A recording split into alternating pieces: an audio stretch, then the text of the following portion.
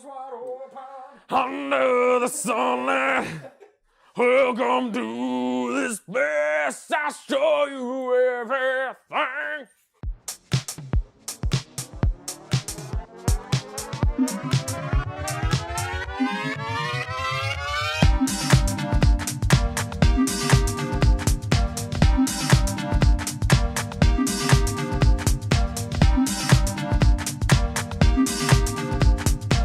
Oh hey, I didn't see you there. Welcome to WMVG episode 85. I'm Cody. I'm Will. I am Wesley. Sorry, that came What out was with the entirely accent different on than that? I don't know. What? I am Wesley. Me, Wesley. I took advantage of the opportunity. Wesley Adams. My name Wesley. I like stuff. Video games are fun. Video games. Video games. Video games. Video games. Welcome. This is episode 85. I already said that, but that's okay. We're doing stuff. So we're just going to go ahead and get started in there with housekeeping. Last week, we announced our new show, The Daily Grind. It got pushed back to next week. So, starting Tuesday, the 31st? Tuesday the 31st? Yeah, Tuesday the 31st. I believe so. Starting Tuesday the 31st at 9:30 in the morning. Daily Grind. Daily morning show. Hosted by myself and Chris. Going to talk about video games. We're going to talk about new segments. What's coming out. All that kind of fun stuff. So you should watch it. Twitch.tv/Multivarious. Yep. Sorry if you tried to watch it before. We weren't there. I was Not here Monday at 8:30. Somebody else wasn't here at Monday at 8:30. I'm looking through the camera to your soul, Chris. Soul Watching looking. Also, Corks is this weekend. If you are in the Central Ohio area and you like yourself some retro games and societies, you should come to the Central Ohio Retro Game Society convention. It's called CorgsCon, but everybody just calls it Corgs. It is a giant collective of kind of retro video games and retro video game vendors who would like to sell you their extra stuff. So if you like buying video games, you should go. We're going to have a booth there as MVG and GDEX. So come say hi, come play. I may or may not be able to confirm that it is the first place where we'll be showcasing not only just one of our new games, but two of our new games. First time they've ever been showcased at Corgs, except for at a thing like 2 days earlier, but there's a video. You can play it here. You can play it. Also, finally, so we started it last week, and then it got delayed because there was some publishing and all that kind of fun stuff. But we are doing a new post date and a new kind of recording schedule. So we thought of it to just do the thing again. Yeah. Sorry about the glitchiness in the video, everybody. I hate everything. I hate everything. That wasn't a ghost? It was a ghost. So, new post date. In order to kind of make sure that WMVG kind of stays up to date on our news and kind of what we're talking about, and that we're not a week behind like we typically are, we are going to start recording on Wednesday nights. So tonight is Wednesday. Yep. Yay. With a post date of Friday, because we were going to try to stick it with a post date of Thursday, but when we typically record on Wednesdays with a post date of Thursday, I commit suicide and bad things happen because I leave with the update. I leave the office on Thursday night with it uploading to YouTube, and typically that's where all of our problems come in. And usually if we were uploading on Thursday, we were recording on Monday, and there's just too much of a gap. Yeah, there's too much of a gap in news. It's just not relevant anymore. There's a 4-day gap. Yeah. So recording Wednesday nights and posting on Friday, hopefully Fridays at like noon, is going to be my kind of internal goal. So now there's a 1.5 day. Yeah, not even that, because news doesn't even really start until like fucking 1 o'clock, because everything's on the West Coast, so it's like 9 o'clock for them. That's a fair point, actually. So yeah, I mean, WMVGs Fridays at 10s. Audio versions may go up a little sooner, just because that doesn't take as long to upload. So who knows? Maybe WMVG audio is up Thursday nights, and WMVG videos can go up on Fridays. I don't know. We'll mess around with the format. We'll see what happens. We all live for the weekend anyways. Oh, hi, baby. Everybody's working for I didn't even see you weekend. come in. Wow, she snuck in. I know. Will's She talking. wants to be on the podcast. Will's talking to his Who wants pants to be again. on the podcast? I got to play like my 3 seconds of copyright-free Circle of Life right there. No, stop it! Stop! We're gonna get copyright. Stop. That's a bad idea. Cool. So that's kind of our housekeeping. I'm probably forgetting stuff, but I don't know. We just refreshed the website for GDEX. If you want to volunteer or exhibit. Hi, baby. Hi. I know you just like to be on podcasts. I'm gonna move my mic thing so you can lay down. Yeah. If you want to be a volunteer, if you want to exhibit, if you want to speak at, or if you want to sponsor GDEX 2016, there's now all the information you will ever need on thegdex.com. www.thegdex.com. All of your GDEXy needs. It's good. It's good. I think that's our housekeeping. Cool. Is there anything else? How are you doing? Happy Towel Day, guys. I've been doing. Happy Towel Day. Is it Happy Towel Towel Day? Day. Do you know where your towels are? Do you have your towels? No. Well, don't panic. Okay. Uh, I still need to see that movie. does that mean you're gonna give us towels after this? Does nobody get the reference? I still need to see it. It's Hitchhiker's Guide. Right? It's Hitchhikers. Oh, yeah. that's right. Yes. It's National Slash National read. Towel Day. Slash read the book. Yeah, slash read the book day. Yeah. Well, I mean, like, slash. Very good I day need to to watch the movie or read the book. Oh, right. read the book. Well, you should read the book. Yeah. I Today, should. maybe. What a wonderful day to start. I'll just go directly to the library, Yep. and they'll be like, "What book can I get for you?" And I'll be like, 42! Like, Some will get it, some won't. okay. Okay. And those who do still won't get it. Yeah. It'll be good. I wish they had 42 copies of The Hitchhiker's Guide arranged at the library, arranged to look like 42. I never want to check one out though. Yeah, I guess they'd have to have a back catalog where they can just replenish as people grab them. So anyway, Anyways, thoughts. anyways. First thoughts, guys. On my notes, we can just quickly we'll reveal our cards for a second. It says anime fans on prom night. I'm very confused. I want you guys to guess as to what the hell that could mean before we even start it. What could this first thought be about anime fans on prom night? Some weird, like, private prom with weird cosplay. Man, Wes, Well, what do you think? If it was anything like on my prom night, I just went to Dave and Buster's. Oh, I heard somebody say Mighty Number 9 because that's what it is. Oh yeah. Look at What? Look at this. So, this is the new trailer for Mighty Number 9. Hey, you, looking at the screen. Let me ask you a question. Do you like awesome things Isn't that are awesome? isn't it Play great? this game, dude. It's freaking cool and crazy addictive. It's freaking cool and crazy addictive. Check this out. See, that's your dash move. Yeah. Short dash, long dash, jump dash, spiral, slide. There's probably a dash that makes you breakfast. I don't know. Sounds good. Point it. You're The- dashing around like a friggin' moon man. And I love it. Oh, look at this. There's all these combo moves you can do. Then you can do combos on combos to rack up your score. And I know you like that combo on combo action. But I saved the best for gotta- last. Absorption gotta- boost. You kill an enemy, and you can absorb their power-ups. Stuff that'll make you faster and stronger, and make the bad guys cry like an anime fan on prom night. There it is. There it is. Okay. There it is. I'm ready. No one's talking to you, Vernon. It's just trying too hard, man. Number 9. Trying to be a. It's just like it's like appealing- one of those weird Not esoteric Minecraft. trailers that's like trying to like be aware of itself and like be in your face awesome at the same time, and it's just not good. I would like to point out, yes, Wes, the not Minecraft skin. Not Minecraft. So, Mighty Number 9, what the fuck happened? Like, what happened? They're trying to appeal to the American market No. and to They kids. literally Obviously, kids. So here's the thing, right? People who buy video games typically also like anime. Typically like Japanese culture. There is some crossover, Especially- yes. Especially a game made by a prolific Japanese developer. Yep. Iofune-san. Inafune. God bless. Why the hell would you make fun of your audience by saying you're going to make your enemies cry like an anime fan on prom night?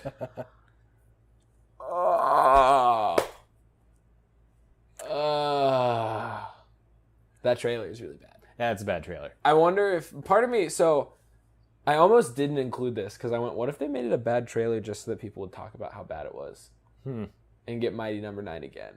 But like so I was really excited for Mighty Number 9. Me I too. didn't kickstart it or anything. Neither did I. I thought about it, but I didn't. Yeah, I considered it. Restrained myself. I'm On my a list huge, of I'm a things. huge Mega Man fan. I've got like, Mega Man X is like one of my favorite games of all times. yeah. Actually, my first All Mega Man time. game was X5. X5? X5. Okay. Which is solid. It had a really good intro theme. But you know, I love the old Mega Man games. I've got, let's see here. I've got a Mega Man helmet, a Mega Man like a little Japanese figurine thing. I've got a Cutman kind of blind box figure, and then I just got a like the Mega Man Nendoroid, which are like those little like fully customizable kind of. It's like one step above like pop figures. Oh, don't they have those for like Kirby? They have it for and like stuff? everything. Yeah, like those are Nendoroids cool. are like everything. Yeah, they're really cool and they're like interchangeable and stuff. Yeah. But I got a Mega Man one because it was pretty cheap on Amazon, and I'm a sucker. And like I'm a pretty big fan of Mega Man, and I was pretty excited for Mighty Number 9, and then it's like it got delayed, and it got delayed again, and it got delayed again, and then I actually had the limited edition pre-ordered, which was like $60. It came with a little figure of the main character, and after it got delayed in like February, I just canceled it. I was like, I can't even get excited for this game anymore. Yep. And now here they are with what is hopefully their final launch date of like June 22nd. Is that what it said? Okay. June 21st. I was close. I was Oh, surprisingly fuck. close. It's published by Deep Silver. That's not good. Deep Silver's not super terrible. Okay, they had the Metro games, which were pretty damn good. Metro's good. But they also had Ride to Hell Retribution. True. They also had Saints Row. Some of those games were good. Saints Row 4 Well, was good. if it's anything like it, I remember talking to Saints Row 4 Brandon. was the worst. I liked the Saints Row 4. Fight. Did you play Saints Row 3? No. Okay, so Saints Row 2. I did not enjoy 1 and 2. 2 is the best. Okay. So it goes one is GTA clone, Yeah. right? 1 is straight up GTA clone, and I couldn't even get through it. 2, they started to introduce multiplayer. They introduced like crazy customization, and that's where like it started to get a little like kind of zany and kind of, you know, it was like good. It was a good mix of like comical zaniness and wackiness with normal video game. 3 is just like, hey, people liked the zaniness stuff, so let's just beat them in with the wacky stick, right? And 3 was pretty fun because of that. It was a lot of fun multiplayer. And then 4 is like, hey, let's take everything about it and just turn it upside down and throw the wacky stick like into the wacky river, and then go fishing for the wacky great white shark.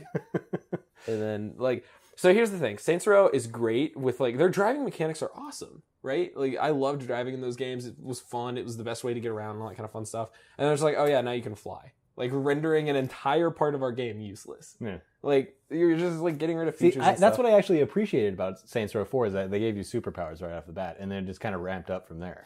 Yeah, like so again, not to say that it's a bad game, but it is not as good as 2 and 3 in my opinion. Fair enough. But 3, so it also made me really sad. In every Saints Row game up until 3, I always made Toki from Metalocalypse. Okay. And then they cut out the Fu Manchu, so I couldn't make Toki inside 3. So that was They the like, yeah, breaking point for you.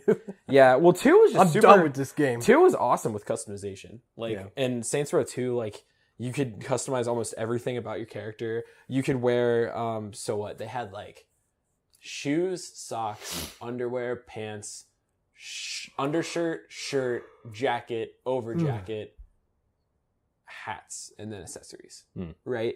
And in 3, it was like shoes, pants, hats, shirts, and I think accessories still.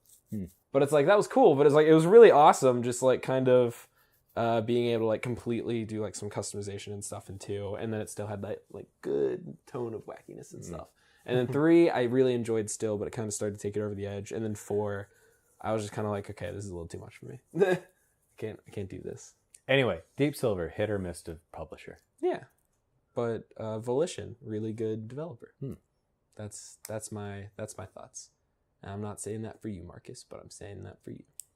Yes, we are. Oh yeah, he was on the podcast, wasn't he? Yeah, I like Volition a lot actually. I'm cool with them. They almost made a Saints Row PSP game, which would have been really sweet. All right, that was a thing. They got leaked. So anyway, yeah. Mighty Number 9. Any hype for it? If you had to give it a percentage, I really don't care. 2, maybe. Wes. In terms of how well it would do? Yeah, no. Like, do you have like a hype percentage? Like how are you high excited for the in game? percentages? How hyped for the game are you?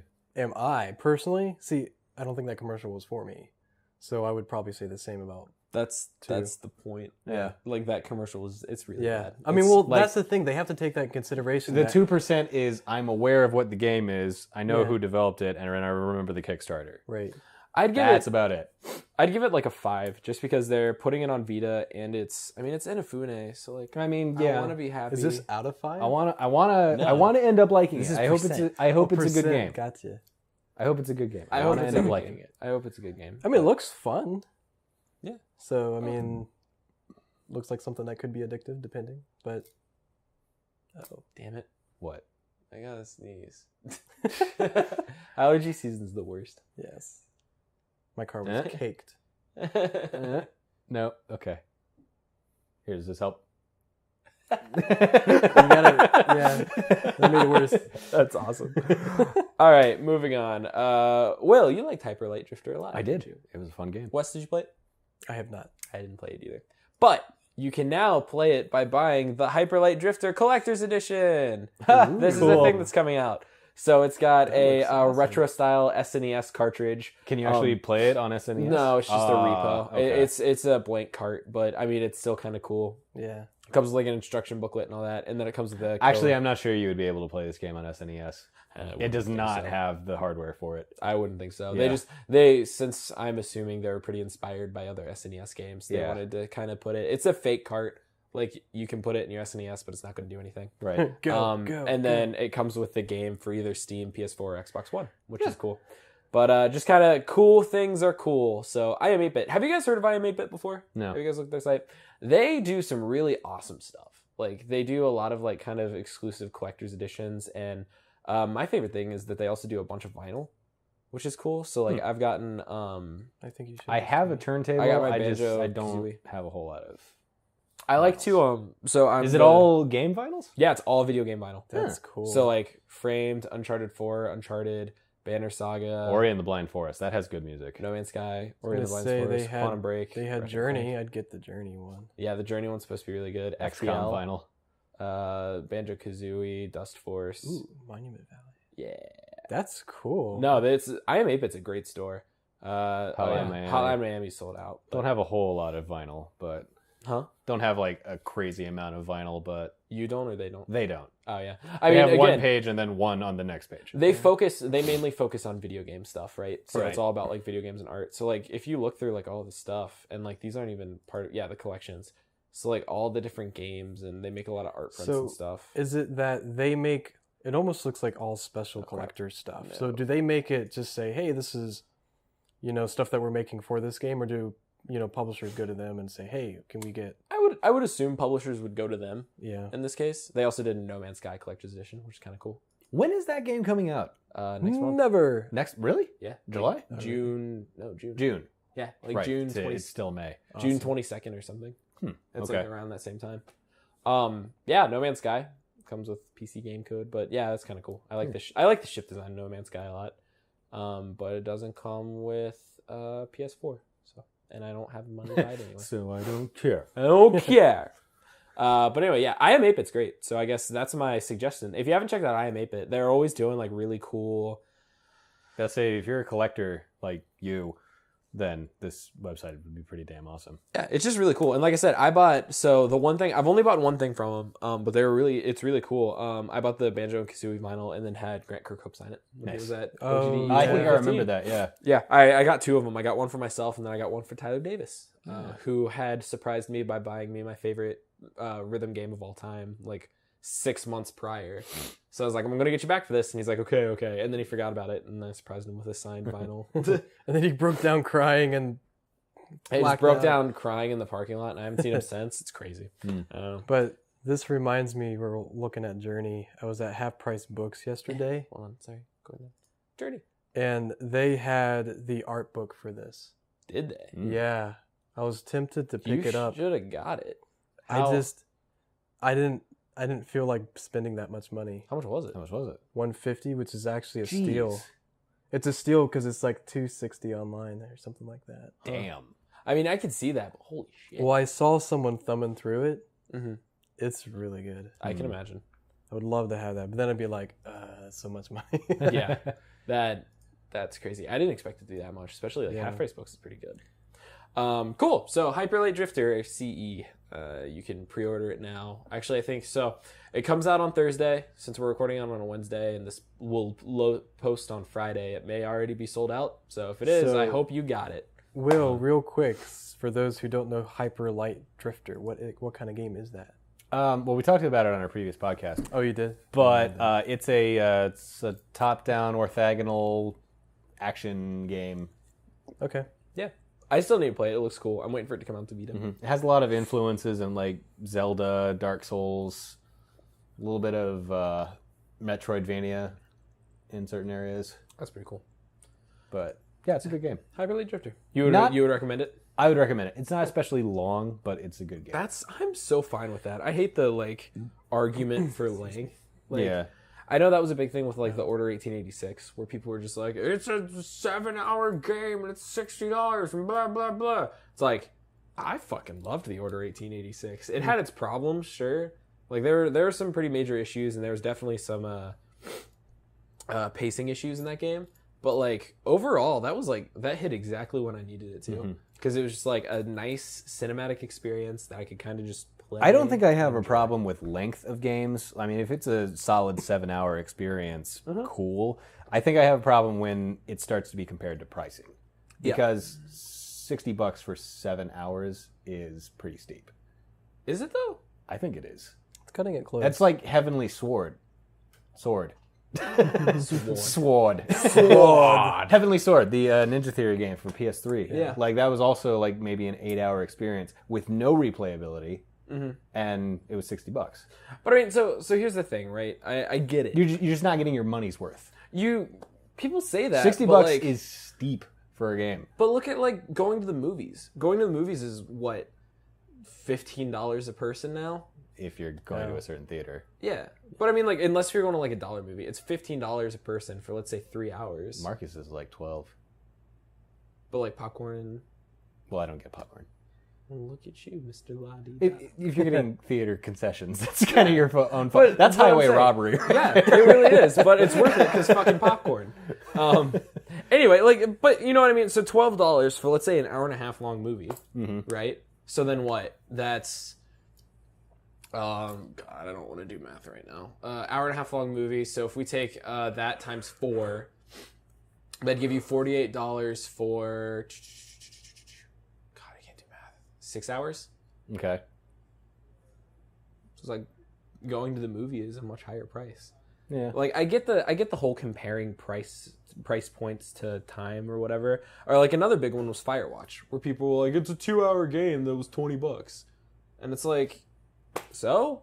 Like, if you like the game, support the developer, go play it. Like, I remember reading a story where somebody... I mean, I know it largely comes down to personal preference. Sure, you liked the fact that Order 1886 was 7 hours, and you were fine with paying $60 for that. But I think on the whole, it's an issue. Then wait for it to go down. Well, yeah, of course. That's what I'm saying. But like, I remember when Firewatch launched, right? And it was people were abusing the Steam refund policy because they can beat it in under 2 hours.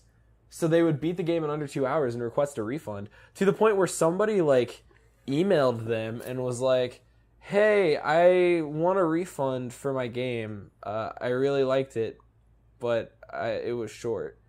And it's just one of those things where it's like, you really like he was like, the game moved me. It's like, the game moved you, but that's not worth $20. Like, I don't know. I don't get... I can understand where people are coming from. Well, that's an right? instance where people are just being bastards who don't want to pay for something. Yeah. And as it turns out, he actually didn't go forward with it because the developers were like, look, we're a group of 7 people who made this game over the course of 3 years. Yeah. Like, we poured our heart and soul in this project, and we full-heartedly think it's worth $20. You know, I'll be pretty frank.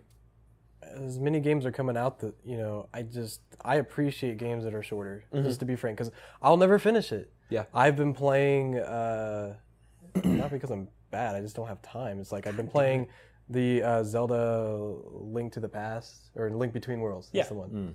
And I'm really darn close, but I'm just like, geez, I used to beat these like in a day. Yeah, that's like a solid like 20 hours though, I think, for that game, which was good. But like, yeah, it's one of those things like, especially if games aren't portable anymore, like I don't know if I can put in that much time. Like I beat Uncharted because I had a 4-day weekend the weekend after it came out. So it came out on the 10th. My birthday was the 11th, and then I took the 12th and the 13th off to cap out the rest of the weekend because my girlfriend Kate was gonna have a procedure thing for her thyroid, and so we took it off. Bye, Chris. He's just a hand now. He's just a hand now. And so her and I just ended up like playing video games the whole time, and I got to play a shit ton of Uncharted. But like even then, like I think I spent 16 hours in that game, and typically that would take me like a month to beat. You know? Well, I guess I just have more free time than you guys, because I, on the whole, prefer longer games. Yeah, it is one of those things. Like long games are fine. Like I played the shit out of Persona, and I put 120 hours into Persona or whatever before I got the platinum. But it was a portable game, and I was able to do that a little better. And like Fire Emblem, I think I'm 20 hours in because I can just play it on the downtime when I've got 10 minutes. But yeah, like overall, like I was at a weird place where I've played nothing but Uncharted essentially for the last like 3 months to try to write an article for Columbus Underground to recap all the old Uncharted games before Uncharted 4 came out. And then I played through Uncharted 4. So from like March until like last week, I was playing a shit ton of Uncharted, and that was it. And Uncharted is great because it is like a single, like just linear experience that has been crafted for you and is great. And like the first game is like 5 hours, and I was like, that was fucking awesome. I beat it in 2 days without trying. Like didn't sit down for long sessions. It was like, Kate's like, I want to read my book, or I want to play Animal Crossing. You can do whatever. I'm like, okay, cool. I'm going to play Uncharted then because I need to get to it for this review or whatever. And like, yep, I beat it in I think just under 6 hours. And I was like, that was actually really awesome, and I enjoyed that. And then the other ones take like 12, and then 4 takes like 14 or 15, I think. But yeah, I don't know. Game length is, I think it's just such like a weird thing to me, and maybe it's because we're a game developer. So to me, it's just like, man, if you knew how much money went into making a video game, like I love it when you see the posts online where they're just like, you should add a new character who does this and this, and since I already came up with the idea, it should be really cheap and quick. Right. It's like, oh, that'll be another 6 months of development right there. And like, that's the thing. People don't understand it as an industry, and I get that. That's fine.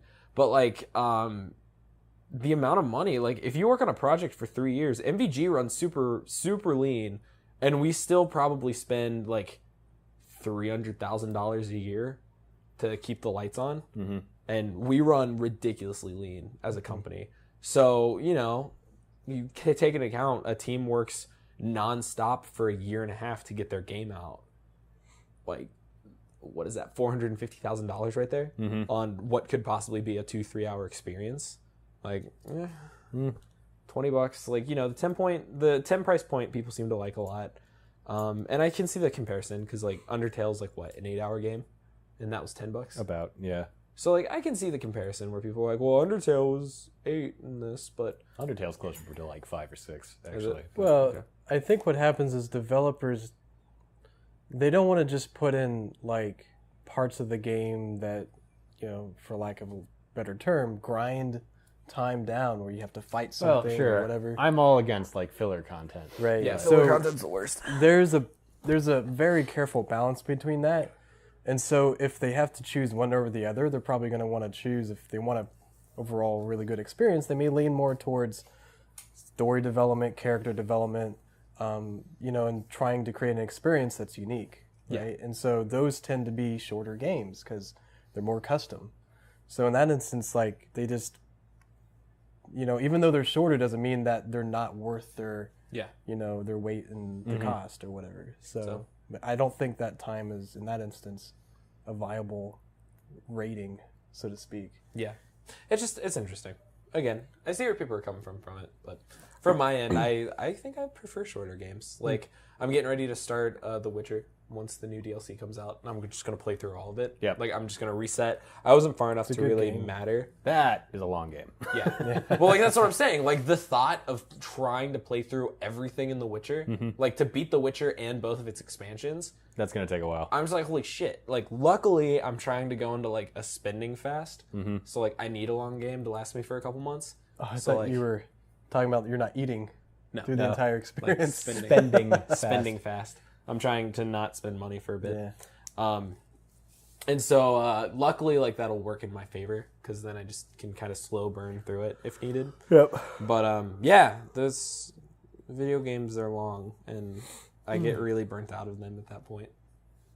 But that's what happens. Wes, you have an Xbox One, and I have an Xbox One. I do Will, not. are you ever going to get an Xbox? You Yes. would buy a PS4 before anything, wouldn't you? Yep. Yeah. Well, would it change your mind if you can get a smaller Xbox One? No, What about a more powerful Xbox One? not really. What about a Because I sexier? guarantee my 'Cause- PC is more powerful. Because those are coming out on 2016 and 2017. Cool. Allegedly. Isn't So- a powerful PS4 coming out too? Allegedly, they're saying like the PS4K or whatever. Okay. I I guarantee my PC is more powerful probably. anyway. But I would assume. yeah. I would assume. Yeah, it's one of those things. It's kind of interesting to see where gaming's going. So we've had this conversation before when the PS4K was announced / leaked, and then Xbox kind of followed suit. And it's interesting. Like, I get it, right? Because with PCs, like, that's kind of the mecca of gaming. And for most PCs, you can't go 2 or 3 years without upgrading, right? About, yeah. Roughly. I mean, like, you can. I mean, but- if you want the highest end of everything, 2 or 3 years is pretty much the threshold. Yeah. So, like, consoles will eventually, if consoles are going to stay, they either need, like, expansion bays, like, via N64, or they're going to need to just put out new consoles every couple of years to kind of keep up with video games and progress and all that. So it's one of those things. But, yeah, it's kind of interesting to hear kind of all the people kind of talking about it and all that. Especially, there's so many people who are, like, so negative about the new consoles coming out. It's like, I get it. You just paid $400 or whatever, but, like, man, you get a new iPhone every year, and you pay, like, $400 a year for that. It's like Fruit Ninja, or you can get, like, VR stuff. But the cool thing, though, and Wes, I think this is where you're going to get interested, the rumors have it that with the new Xbox, so the Xbox upgraded or whatever. Yeah. I can't remember. They have a project name for it. Xbox upgrade. It's like Project Scorpio, I think. Xbox 2. Yeah. Project Helix? No. Form a wider Microsoft strategy. Codenamed Anyway. Helix. Project Kotaku. Project Jason. Yeah. The 2017 Xbox, which is codenamed Scorpio. Okay. So yeah, Project Scorpio is supposed to be able to. They're trying to talk with Oculus to get Oculus to work with it, which is really that's where it becomes interesting All right. to me. Like, if you can have a Xbox One that Well- out of the box you can just hook up an Oculus Rift 2 and it'll work. Yeah. That's where I think that's where it That's makes a bit of sense a for an selling point. upgrade. That's a good selling point. And I mean, obviously Xbox is going to want to kind of take a piece of that market with PlayStation VR coming out. And Xbox probably isn't too interested in doing anything on their own. So like, hey, Oculus guys, can we just make it work? So whatever happened to the relationship between Oculus and Facebook? Didn't they have a? It's still a thing. I mean, Facebook still owns Oculus. So they just never mind. I just figured like they would want a gaming space in their name or something like that. Was something on. Yeah, I don't know. It's But Facebook anyway, owns Oculus. It gotta does bring stop up a yawning. good point. It does bring up a good point because right now I'm looking to buy a new computer and it's going to basically match at least the minimum specs of what the Oculus would support. Yeah. Because that's what I plan on working in and hopefully developing in and all that stuff. So Yeah. So I mean, they have right now the Xbox Dev Kit preview. Mm-hmm. So that should open up in the summer. I thought it already did open up. Well, so the preview is open now, but it's going to go full okay. for the public Yeah. in the summertime, from Okay, what they cool. said. So that's really exciting because then you can have your Aren't you a part of the preview? Sorry. I'm part of the dashboard preview. Now, the only reason why I didn't go into the dev kit preview is because I'd have to log off of the dashboard preview, wipe my Xbox, and then go in there. Yeah, that's always the thing is you participate with those things. They're like, yeah, you can participate, but if you unparticipate, then you have to basically clear your Xbox. Yeah, I think it's interesting that they'd want you to unparticipate from one thing to join the other. Well, I talked to our contact at Microsoft. He said that was a little strange, but it kind of makes sense because if they're trying to troubleshoot what's going on, they want to remove as many variables out of the equation. True. But it still doesn't.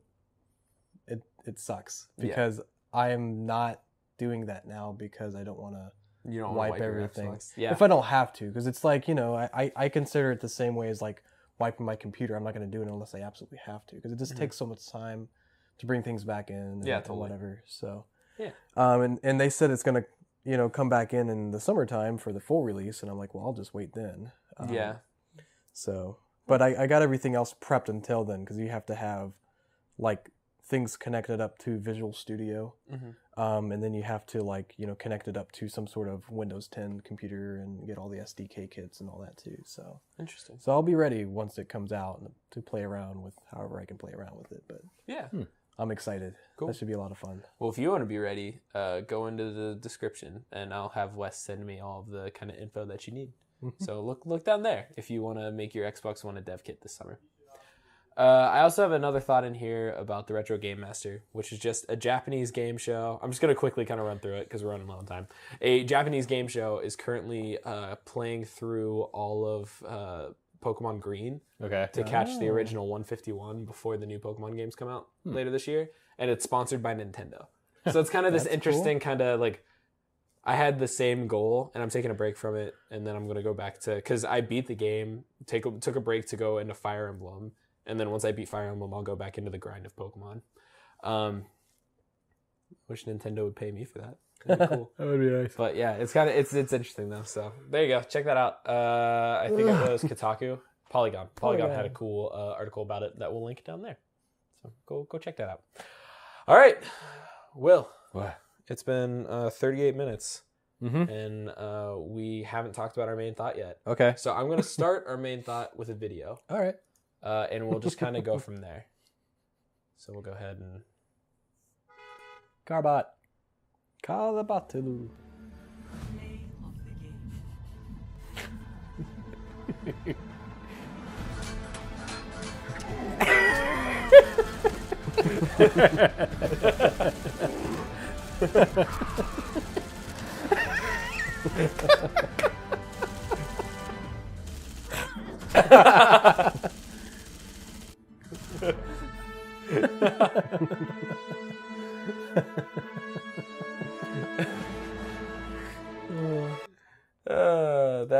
That's good. That's good. I like that.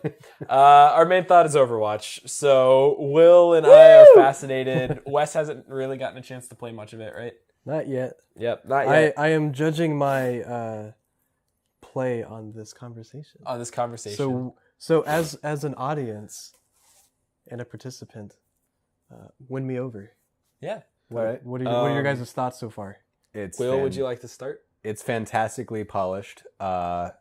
Probably one of the more polished games I've ever seen, actually.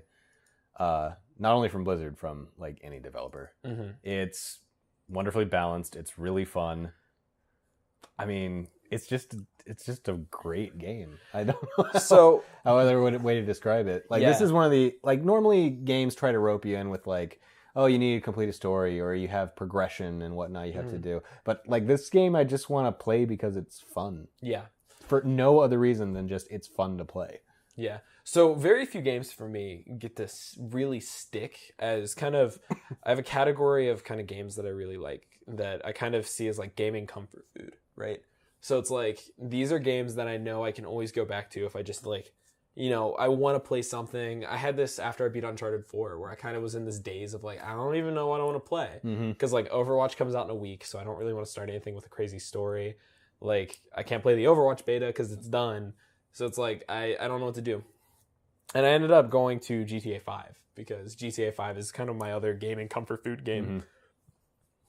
But Overwatch is great because like as a game, it is like mechanically sound. Oh, like, yeah. The game mechanics are just on point and incredible.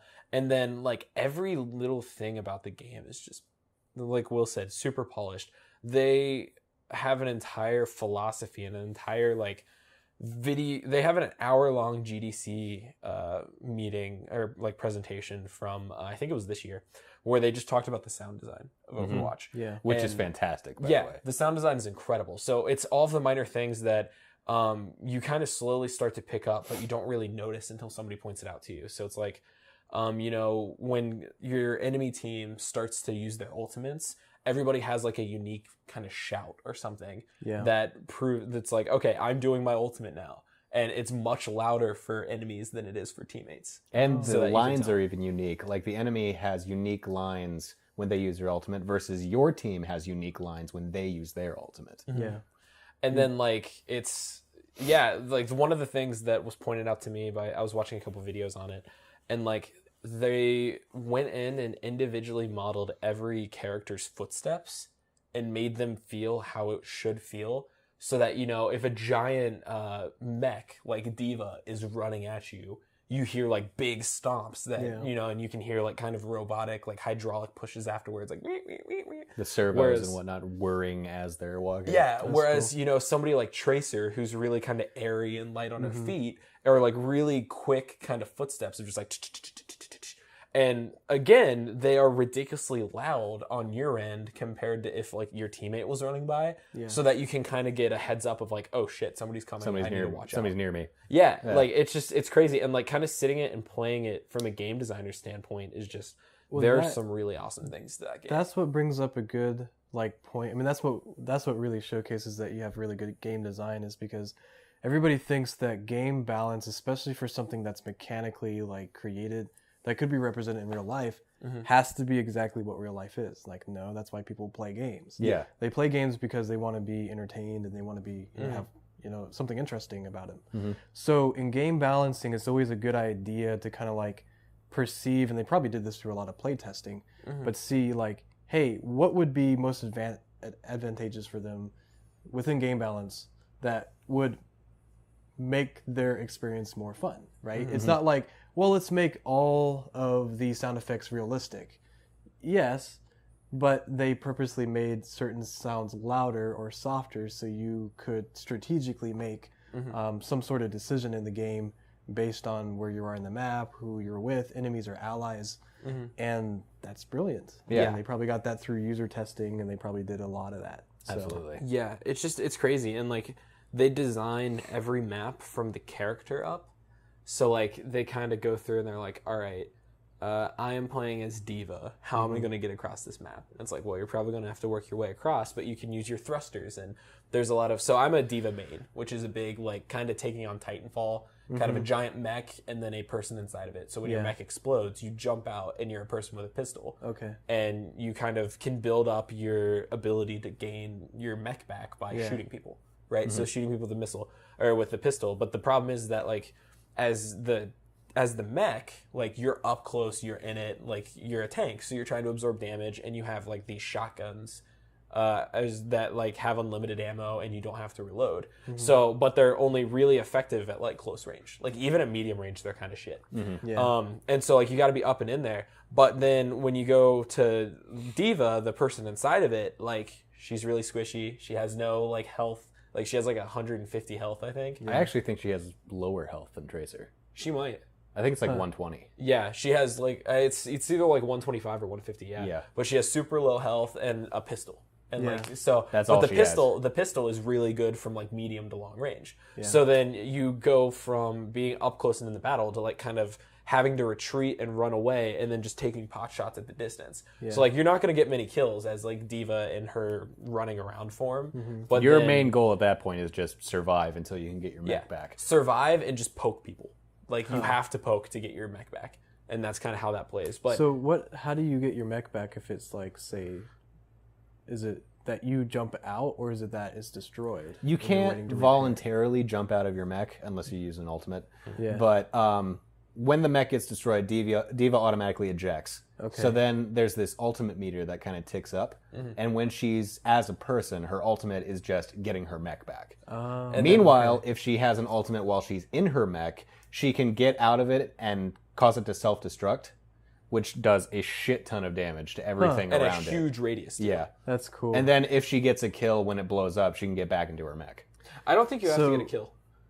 It used to be that way. Do you not have to get a kill You don't anymore? have to get a kill anymore. Oh, cool. Again, I'm a Diva main, so like I typically like Diva's probably my most consistent player because typically not a lot of people play tanks for some reason. Like I figured people would be. Yeah, all over people like Reinhardt. to shy away from support and tank roles. Yeah, But I people think shy away this. I think that's just people who are new to what Overwatch is. And objective games for Yeah. sure. Because like especially on consoles, it's a bunch of people who play Call of Duty. They're Oh, like, yeah. oh, I'm going to play Soldier 76. Yeah, and they try to go for like- kills and whatnot, and Okay. then they end up losing. and- Yeah. So it's like I typically I've actually gotten into the support class a little bit just because sometimes you just have to. Reinhardt's my Nobody chooses favorite it. character. I love playing Reinhardt. Diva's my favorite character. Yeah. Who's a tank. And then Zenyatta is probably my second favorite character. Zenyatta's pretty honestly. Zenyatta's great. And then I like Mercy a lot too. Mercy's just kind of a good support character in general. But Zenyatta and Mercy are support classes. So Yeah, they healers, are healers. basically. Zenyatta has Zenyatta's a like a debuff character. So you have essentially it's like yin and yang are your two skills. So then one is you heal people, you heal your teammates. The other one is you track enemy teammate or enemy team, and it will increase your damage to them. So like I don't know how much their damage gets increased. Yeah. But like It's by a considerable margin. I think it's like 50% or Yeah. something like that. But anyway, yeah. So if you hit like it's called Orb of Discord, Mm-hmm. and if you hit an Orb of Discord on an enemy character, it shows a little icon like through walls and everything, so that your team can focus on him. And then yeah, they take significantly more damage to the point where like Tracer can die about one hit from anything. Mm-hmm. And Tracer's kind of like the lowest. She's very squishy, but she's also the highest mobility. Yeah, she's super fast, and she can. I didn't know this until I read through the trophies, but can she regain her health from rewinding? Yeah. Yeah. Yep. That's any interesting. damage or anything that you take in the in that time of that rewind, it's like 3 seconds. Yeah. You get back. That's awesome. So yeah, and then Tracer's another one where she can kind of manipulate her own time. So then her moves are she can kind of like quickly zip across, to, like kind of speed up her own time. that one I remember seeing the video on. Yeah, That was and really then cool. she can rewind her own time, which also like clears you of any debuffs. It clears you of damage, and it just gets you out of a bad spot. So like when I started playing as a Tracer because I would zip off the edge and then rewind myself back up. I'm like, this is good. This is a good way to learn maps. like Groundhog's Day. Yeah. Yeah. But yeah, Overwatch is just it's one of those things where there was a big argument between like kind of what will be better, Overwatch and Battleborn.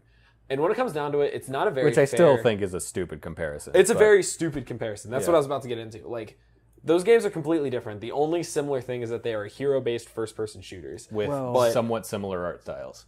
I mean, Not even that. I'm surprised no one compared it.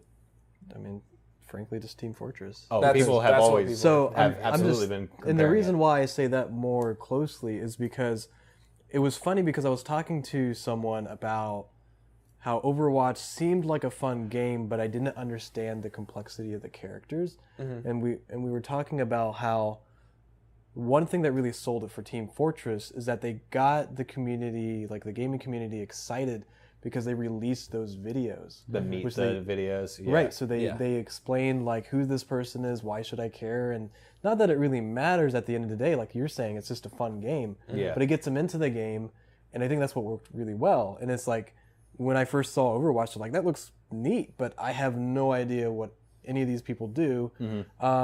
More so for me because I like story-based games. But in general, like I thought that was interesting that it was literally like about 3 weeks later they came out with the first video, and like the one that we showed last time I was on Yeah. here, I think. Yeah. And that was awesome. Yeah. That was really And good. they've released 3 others. Since Yeah, then. so there's 4 of them, and they're doing like more seasons. I think they're probably going to end up doing all the characters. I hope so. And I that hope so, too. looks So long as it doesn't distract from game content. Yeah. Because my one criticism of Overwatch is that it's a bit shallow right now. Yeah. In its current state. I can see that. Again, it's one of those things. Like to me, I don't even care. Yeah. Like I the mean, game is so I fucking know good. it's Blizzard. They're absolutely going to support the game from here on out because that's what they do. Yeah. They release like a handful of IPs and then just support the shit out of them. Yeah. Yeah, that's the thing for me. Like, I don't even care. Like, the game itself. So I'm sure I've talked about this before. Wes, I'm pretty much on the same boat of you. I like story-based games. I like games where I have a story and can go through it. And I traditionally like single-player games. I'm not, I'll have. I mean, up until Overwatch, I had completely given up on like multiplayer games. The only time I ever played multiplayer was I would buy. I think the last multiplayer game I played was like Battlefield 4. Yeah, Battlefield 4 I got pretty hard into. Yeah. But yeah, like I would try to designate like one kind of multiplayer game that I would play with my friends back home, and like that'd be it. So it was GTA for the longest time. Then it was. Or wait, did Titanfall come out after Battlefield 4 or before? I think after. Okay, the Titanfall was the last multiplayer game I played. Titanfall was pretty good too. In terms of chronology. Yeah. But yeah, like we played GTA for a while, and then we played Rainbow Six Siege, and then we played the Division for a bit, and now we just kind of jump back between Siege and GTA. But yeah, very rarely do I play multiplayer games by myself. Yeah. Like, it's just not a thing that I care about anymore. Like, I remember as a kid, I played them all the time, but that's because I played them with all my high school friends. Yep. Who, we'd all play Call of Duty or Halo or whatever together. I mean, unfortunately, that's kind of the part of the industry we're in now. Because back when I grew up, like, in terms of, I liked Halo. I used to, like, every weekend do Halo LAN parties, and it was fun. And it was because, like, we could get together on one console, split 4 screens, Yeah. and it was really, really cool. And a lot of games are coming out like that. You say Castle Crashers, where it's like all one screen. And there's something different between being someone like right next to each other like us, and then talking to someone online, which is like fine. But then like I did that when we did when Star Wars came out, and I did it with Minecraft. I'm spending, I don't know, like about 10 minutes, maybe 20 minutes, depending on bad days of like trying to troubleshoot. Can you hear my mic now? No, you can't. I can't find my mic. Like all this dumb stuff that like back then I didn't even have to worry about. Yeah. And I think that's what frustrates players the most. It's like, great. It opens up the door. Like I really appreciate that because then I can talk to anybody. But what I don't think we realize is that we're talking to everybody. Yeah. Right? Because it's like, okay, get off my mic. I gotta mute you, like, because you're driving me insane. Okay, who cares if it's dinner time? Yeah, I'll give you that.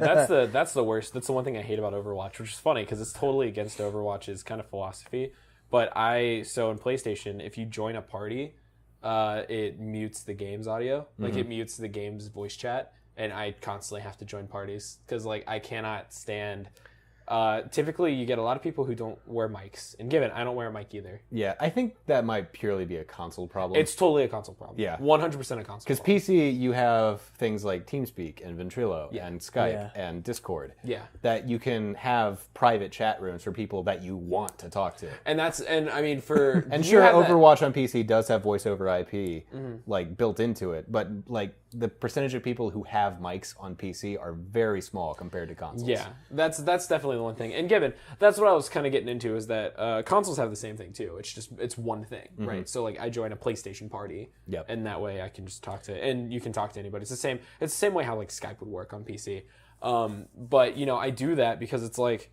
Very rarely do people actually talk about the game. I've had one time where somebody actively was talking about the game. Yeah. It's typically like 12-year-old listening to like really terrible music and then yelling at his mom because he's not cleaning his room. Yep. And it's like I love that guy, Jimmy. I don't He's my favorite. freaking Jimmy. But yeah, like I have no want to listen to you, and I have no want to put on a headphone to talk to you. Yeah. And like it's funny because like that kind of takes away, like, Overwatch is very much a cooperative game. Yes. So you kind of almost need that. And at least on PC, like, they have the chat where you can just type. Sure. Which is kind of cool. That's what I was going to say. I think really what it comes down to is the fact that there's just a lot more to develop in terms of making that online experience accessible. Sure. Because it's like you said that there's a solution on the PC. It's just not there yet for console. I mean, I think that we've come a long way. I think that just comes with the territory of console versus PC. Yeah. PC has always been a more focused environment. Yes. Like anytime I'm talking to people on PC, we're actually talking about relevant shit in the game. Yeah. You know, my ultimate ready. I'm down. I'm healing you. There's a Reaper behind you. That was important. Yeah. Yeah. Whereas in consoles, it's just like Where's the A kids button? kids get a mic. You're playing with a controller. Get out. Yeah. I'm using the Kinect. How do I buff up? Oh God. Yeah, it's just that's one of the things. When you include a mic in there, you get the kids who will wear their mics and be ridiculous. And it's not just it's inherently including a mic. Yeah. Like every That's what I'm PS4 saying. owner has a mic. Yeah. And that's the thing about it. Yeah. So I cannot stand voice chat to save my life. And unfortunately, I don't think I'm friends with anybody who has Overwatch on PS4, which really sucks. Yeah. But that's what I was going to get into until we get on this tangent. I don't like multiplayer games. I don't play them too often for these reasons. When I do, I play them with my friends. Overwatch is probably the first game since Titanfall and Battlefield 4 for me where I'm playing this game by myself. Like I'm playing Splatoon. Even Splatoon Just didn't hook kidding. me. Splatoon hooked Kate more than it hooked me, Yeah. which was fun. But yeah, like I like Overwatch a lot, and it's a game that I have a lot of fun of by myself. Yeah. Which I don't find that a lot in multiplayer games. That's really I'll have to difficult try in multiplayer that. games. Yeah. Because I have this thing where, like, I mean, I played first-person shooters for a while. Like, you know, like I was saying, Halo or whatever.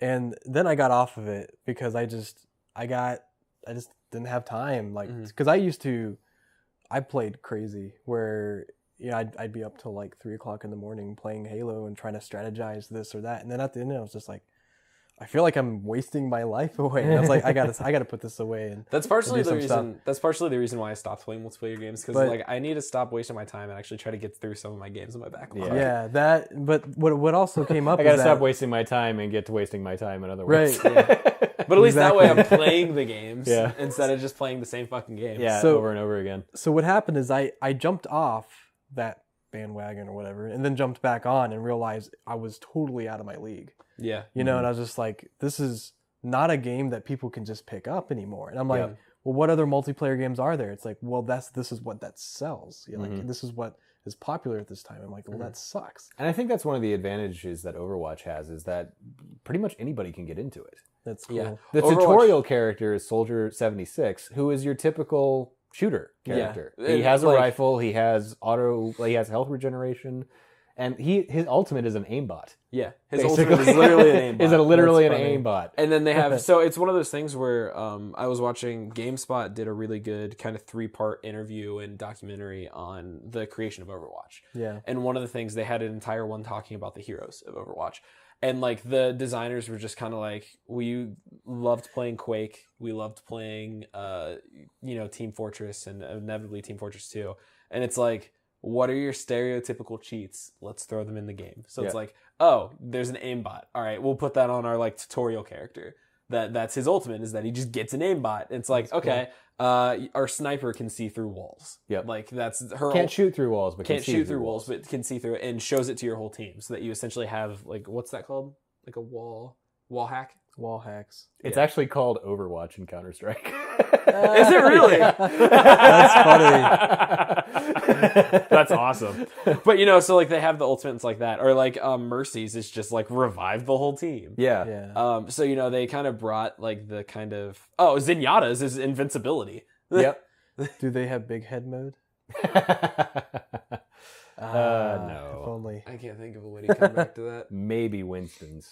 Winston. He gets bigger during his ultimate. Yeah, but like that's another thing. cool. So we were talking about the comparison between Overwatch and Team Fortress 2.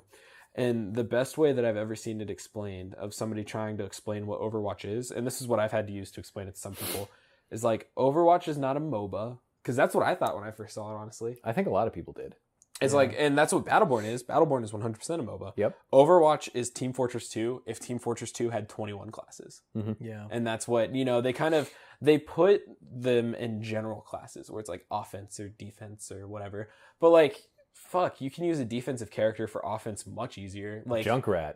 Junkrat is Yeah. an awesome He does a offense. shit ton of Fucking- damage. Even Bastion, Yep. if you just set him up at a choke point, like you can clear it out so that your team can get through. Yeah. Or Or likewise, May.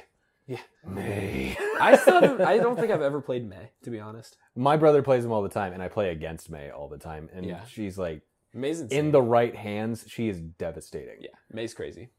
But anyway, yeah, it's like one of those things where, going back to your point about like kind of feeling like you're left out, like there are so many different play styles of this game that like honestly you could, if you have never even played a first person shooter before, right? You can either go, if you wanted to Play Reinhardt. attack, yeah, you can play Reinhardt, who just is literally a giant wall. And that's his, he has a giant shield and he has a hammer. Just get up close and start wrecking shop. Yeah. So you can play as Reinhardt. You can play as Soldier 76, which is like assault rifle with aimbot. You can play as Mercy, which is literally just like auto aim healing beam to make sure that your team stays alive. Yeah. Like, and then once you kind of get the hang of that, then you can get into the more intricate characters like Zenyatta and So there's a progressive. Even if you play like Lucio, just being near your team, you're helping. you're helping. Yeah. So Lucio has a kind of area of effect where he either is healing you or increasing your speed. Oh, and cool. you can like kind of, the whole thing is that he's like an internationally known DJ. So like you can change your record. Yeah. So it's his special is called crossfade, and it's like on one end you'll crossfade it and everybody moves fast, and on the other end you'll crossfade it and everybody regains health. That's And cool. like I you like know that. his main thing is that he puts up essentially an area of effect where your team gets like crazy shields, almost instant health regen, isn't it? I don't know. I think there's health regen. It heals over time. Yeah. Okay. But you also have the huge shield that Yeah. ticks down gradually as it heals. And then I think you get increased damage too. I don't know about that. I think it's just survivability. Okay, I thought there was increased damage for some reason.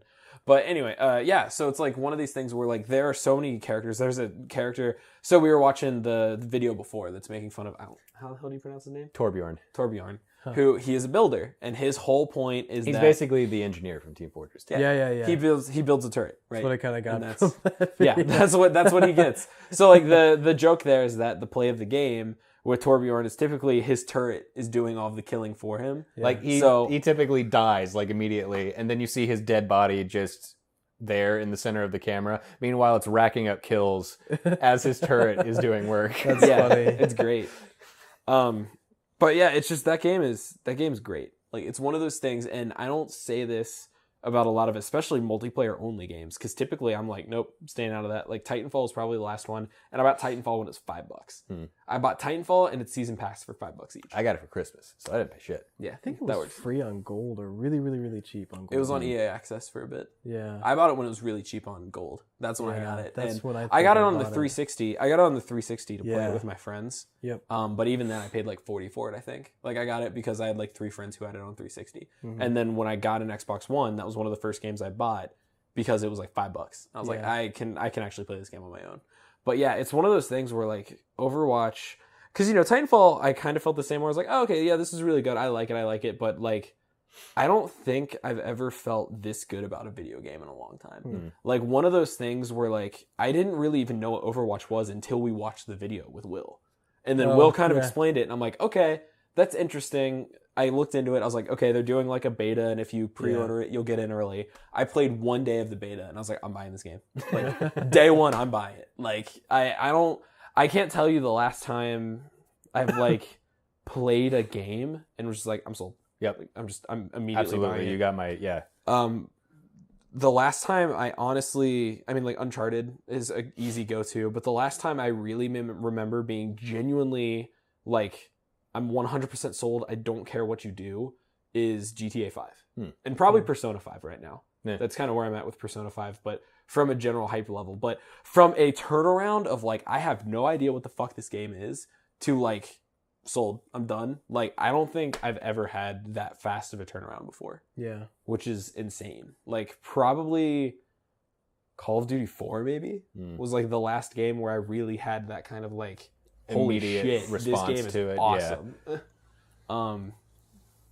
Maybe like Guitar Hero, Maybe Guitar Hero. like where it's just like I kind of got it, I understood Yeah. what it was, but until I really played it, that's was where like, it clicked. oh, this I was is like, sweet. this is incredible. Yeah. Yeah, that's probably the last real time I can remember like a game just clicking, and I'm like, I need to get this. Yeah. And yeah, luckily I had some GameStop credit, so I was able to get it and not break the bank. There you which go. is nice because I have no money right now. But yeah, so kind of as final thoughts, Overwatch is awesome. Yes. You should get it. Go play it. You should play it more. I need to get a PC so I can play with you guys. Wes, have you been swayed? Yeah, I just... You just gotta get the PC or console for it. Well, if I get a PC, I'd be waiting. And Yeah, then it's if true. I get it for a console, I'll be waiting for you guys. That's my biggest problem right now. I have nobody who plays it on PS4. Yeah. And I wanted it for the trophies, to be honest. Like, I will probably try to platinum that game just because the platinum involves playing like all of the characters. Yeah, I'm and just trying to knowing go them pretty around to well. everybody that I know and see if they're playing it on PC just so I can play with them. Mm-hmm. Like, I play with my brother. He's got one of his friends that he plays with. I'm going to try to get your my brother, buddy... Your brother does PC then? Yeah. Okay. I'm going to try to get my buddy Cole on board. I might be playing with Katie later tonight. I think we're going to get Shannon on board. Lord, you guys.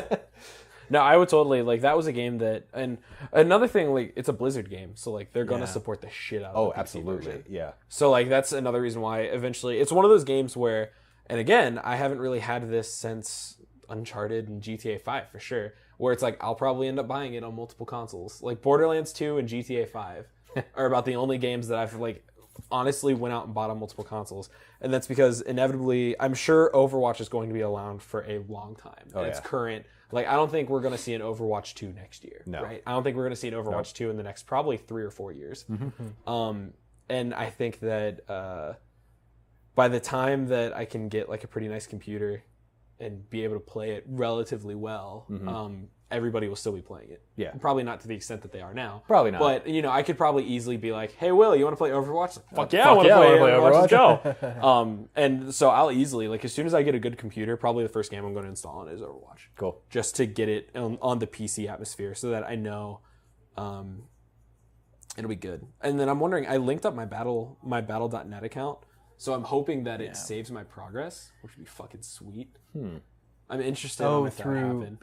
I wonder. PS4? PS4, because like that'd be sweet that's if I had right. all of my pickups and stuff from PS4 on the PC version as well. Yeah, I wonder. Because like I was messing around with it this morning and they had like a link your BattleNet account. Huh. And so I don't know if that was just for some special features or if they just wanted you to do it, or like I was wondering if that would happen in the beta, but I didn't try to link it. I just kind of played it on PS4 and then See, played I it would on the PC. experiment with one of the office PCs, just like installing Overwatch and doing your Battle.net account, just to see if stuff is transferring over. Yeah. Well, I mean, I'd still have to buy the game by then.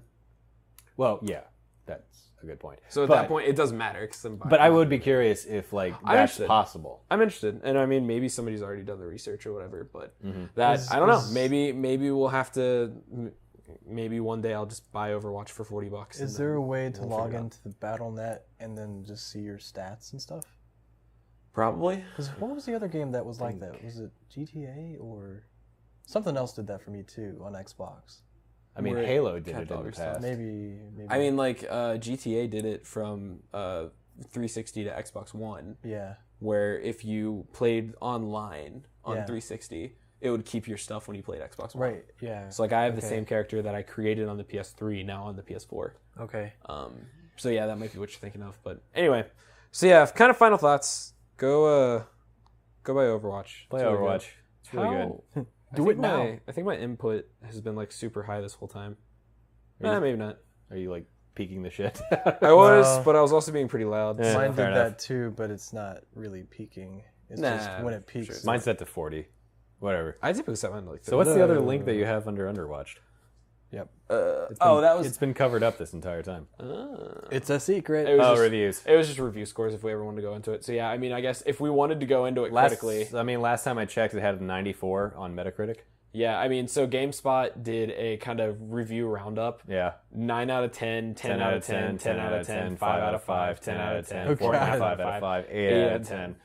Like, the game is awesome. Yeah. And like getting pretty good like just ranks. So yeah, I put that in there. It's Just a in good case. game. It's a really good game. It's gaming comfort food for Yep. me. Like it's, That's an excellent term for it, by the way. Yeah. Gaming comfort food. It's one of those things where like I'll classify games and some of them are more like saleable than others. So like, GTA 5, I think GTA 5 until GTA 6 comes out will always kind of be a gaming comfort food for me. Where it's like, if I just want to like relax and enjoy, because especially those Ironically enough, the first Dark Souls is a gaming comfort food for me. Try doing it through voice control. Surprised we didn't talk about that. Guitar Hero, we talked about it last week. Oh, did you? Yeah. Oh my god. Guitar Hero and Rock Band was is a game like that's comfort food to me, or like pretty much any rhythm game is pretty comforting to me. And then like Overwatch is kind of becoming that. Battlefield 4 is also kind of gaming comfort food. Yeah, I actually because I found myself on a couple occasions just being like, you know what, I kind of want to play some Battlefield, and then just dive back into it. I got all the multiplayer trophies for Battlefield 4, which is fucking insane because that took like 30 hours, I think, 30 or 40 hours. And it was just like, I was enjoying it, so I was like, I'm just gonna try to go for the trophy and see what happens. It takes forever to get to rank 25 in that. Really I got to rank 25. Which I thought I was like, oh, knowing Call of Duty, that'll take me like probably 2 or 3 days. Fucking 3 months later, and all right, here we go. Here we are. But yeah, so Overwatch again, it's one of those games where I could probably see myself platining that game, just because like I want to. Like I tried to drop out of the whole platinum chase for a while because it's like I had so many games and I wouldn't stop buying new ones that like I need to start just going back and playing through games. I can't try to complete them anymore. But yeah, Overwatch is probably going to be a game where I'm going to honestly make an attempt at the platinum, just because as it is right now, and I mean, this might change within a couple months or whatever, but like Overwatch is just my go-to. Like, I don't want to play a story game. I just want to go have fun and just want to play a game. And that's... I won't kill people. I won't kill I want to shoot some people. Yeah. But cool. So that has been WMVG 85. We like Overwatch a lot. Yep. So I guess with that, Wes, what you playing? Yeah. You guys already know what I'm playing. Zelda Link Between Worlds. I am okay, cool. on the last castle section. The game was really good. I like the game a lot. Michelle's working her way through that one too. Actually, oddly enough, I just gave it to Kate today. Really? She was like, she plays a shit ton of Animal Crossing. Like, Kate loves Animal Crossing. I see. That's the thing is like we should have a whole talk about like mobile games and devices because that's really what I have time for. Sure. 3DS, and now I got PSP or PS Vita, which I'm gonna get my card in tomorrow. Good. Did you buy any games in Flash though? I didn't see anything I was really interested in necessarily. There's so many good games in there. I know, but Killzone Mercenary is a very solid FPS. Yeah. If that's something that's like up your alley, like surprisingly good. We kind of looked at it, and I also looked at my bank account. I was kind of like, yeah, it's true. Like it's good. It's just there'll be times. I've got Persona until then. Yeah, Persona's really good. You and I are playing Overwatch. Yep. That's pretty much it. I beat Dark Souls 3 nice prior to the release of Overwatch. Which is what you were planning on doing. Yep. Good. Yeah. So mission accomplished. Nice. Yeah, I was like, it was funny. Like, Kate was making fun of me because I beat Uncharted 4 on like Saturday, I think. And then like Saturday night, I beat Dark Souls 3 on Saturday. Saturday night. Well, this was a week ago now. Oh, okay. This was this past weekend. Yeah, no, this was like a week ago for me because I beat it the week before it came, like before a week it had come out, and I just kind of like aimlessly kind of walked around. Like I would like put in. So it was funny. I like put in Witcher 3, and I was like, okay, I'm gonna get into Witcher 3, and then I played it for like 5 minutes. I was like, I'm not gonna get into Witcher 3. I was like, Fallout 4. I'll play some Fallout 4. I'll play some Fallout. I don't want to play some Fallout 4. Just Cause 3. It's like Just Cause 3 stuck me for a little bit. Just Cause 3 is another kind of. That was like a seasonable gaming comfort food where like I played it for probably like 10 hours and I was like, okay, I'm full. I'm good. But yeah, put in Just Cause 3 and I was like, okay, I played that for like an hour. I'm like, I can't do it. And finally I was just like, I'm going to put in GTA 5. And then it's like GTA 5. There we go. That was me on Sunday because I beat Dark Souls 3 on Saturday and it was a day before the release of Overwatch. And I'm like,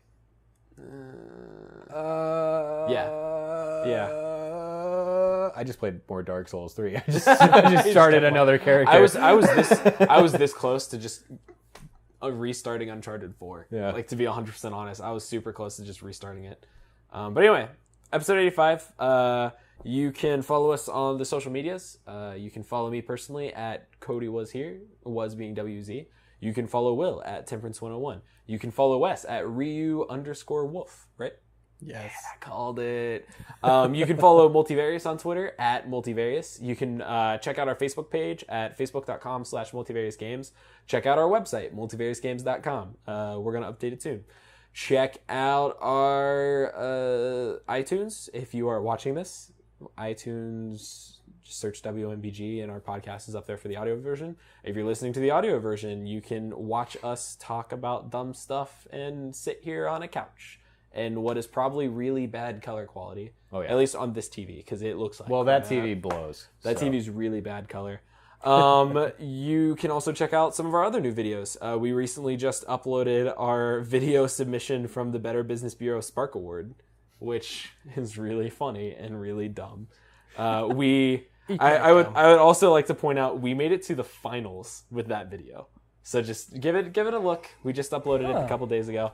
We made it to the finals of the Better Business Bureau Spark Award. Like, we were in the top 15, I think. Nice. And they awarded 3. So, and apparently we were really close to getting like the top video. They just didn't. But yeah. Damn. The video is really dumb. I was like, part of me was like really hoping that we would win just so that they started to play the videos on like projector screens. And it was at not Wake Up Startup. It was at Startup Storytellers. So it's all of these like entrepreneurs like dressed up in suits and stuff, talking and networking. And then just this really dumb video of a bunch of game developers were like, is it on? It didn't get any, there wasn't any really good footage of it, but at one point during, Tom was having his interview and Katie and I are fighting in the background with lightsabers. Just like, you can see there's one scene where Katie takes her lightsaber and just goes, ah! It's great. And then there's a special surprises, one of which is spoiled by the thumbnail, which is fun. But yeah, it's called Who is Multivarious Games. So give that a look. It's on our YouTube. It's really good. I'm probably forgetting other things. Oh, check out GDEX. Go to thegdex.com. See what's going on there. Check out our brand new Twitch streaming show, which will hopefully be happening next week.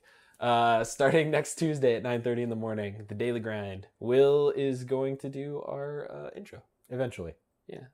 Did Chris sent you the song, right? Yeah, I got the song. Okay, cool. So then we need to discuss direction because it's slightly different than what I was expecting based on what the conversation we had previously. Okay. So maybe we can do that Saturday if you're going to be in. Or you're going to be at Korg's, aren't you? I'll be at Korg's. Damn, smooth. We can talk about it for a little bit tonight. But I want to get home and play Overwatch. Not super long. I need to get home and write an article, but we can talk about it next week. We'll figure it out. Okay. Well, we're starting it next week. I'll chat with you about it. I'm not going to get the intro done over the weekend. Anyway, twitch.tv/multivarious. I think that's everything. Yep.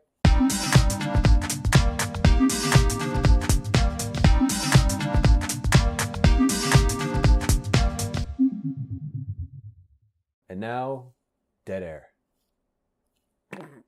That'd be a really cool band name. Dead Air. I'm pretty sure that's already been done. I don't know. What kind of music do you think Dead Air would have written? Like 90s new metal. 90s new metal. Had like Dead Air band. In the same vein of like Stained or Trapped or Static X. Cemetery Gates. Dead Air band, Cemetery Gates cover. Good enough. Dead Air. That looks pretty metally. That you're not wrong. For I don't know if Better, that's for 90s worse metal, by though. Royal. Well, okay. Here we go. What do you guys think of this one then? And now we're listening to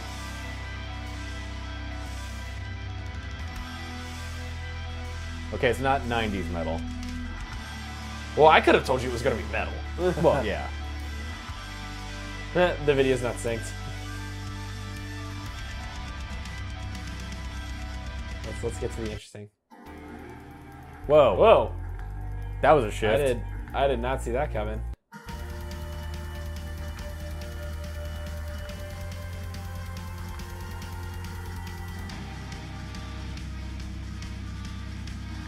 I like how he's like shifting the camera so it looks like he's a lefty and a righty. Right.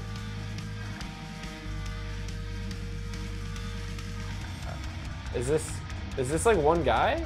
I don't know. For any vocalist interested, get in touch.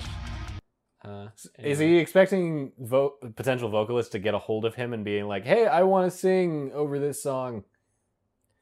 That's a weird approach to doing that. I wanna sing over this song. Give me some time, it won't take long. Oh wait, hold on. There you go. I wanna sing over this song. Give me some time, it won't be long. Until I see you again, baby. Kind of shifting into Creed territory.